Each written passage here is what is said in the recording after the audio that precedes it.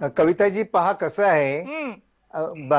दुपारपासून मी हे पाहतोय की सर्वच चॅनेलवरती हा. उद्धव राज भेट, राज उद्धव भेट हा विषय अगदी जोमामध्ये चाललेला आहे. हम्म. परंतु सत्य काय आहे तर उद्धव ठाकरे यांनी राज ठाकरेंना भेटणं हा काही या महाराष्ट्राच्या जनतेसाठी जीवन मरणाचा प्रश्न मुळीच नाही.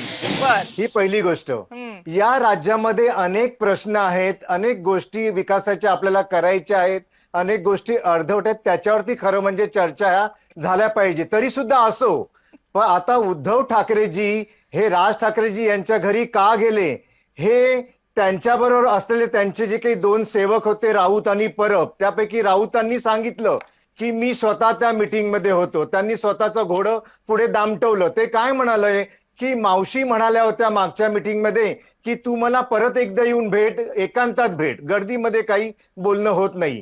म्हणजे मावशींनी राज ठाकरेजी यांच्या मातोश्रींनी हे सांगितलं की मला तुझ्याशी काहीतरी बोलायचे, तू एकांतात येऊन मला भेट, गर्दीत नको. मग हे दोघे का गेले होते राऊत आणि मध्ये मध्ये हे करायला, ते मला पडलेला प्रश्न आहे की जर त्यांना एकांतात काही बोलायचं होतं, शांतपणे बोलायचं होतं, जाऊ दे ना दोन भावांना एकमेकाच्या घरी, तिथे तुम्ही कशाला जाऊन गर्दी करता, हे राऊतांना माझा एक प्रश्न आहे. दुसरी गोष्ट म्हणजे खरं सकाळपासून मी अनेक कारणं ऐकली की या दोघांमध्ये युती होणार आहे, त्या दोघांमध्ये एकत्र लढायचं चाललंय, दसरा मेळाव्याला एकत्र एका स्टेजवरती दिसतील.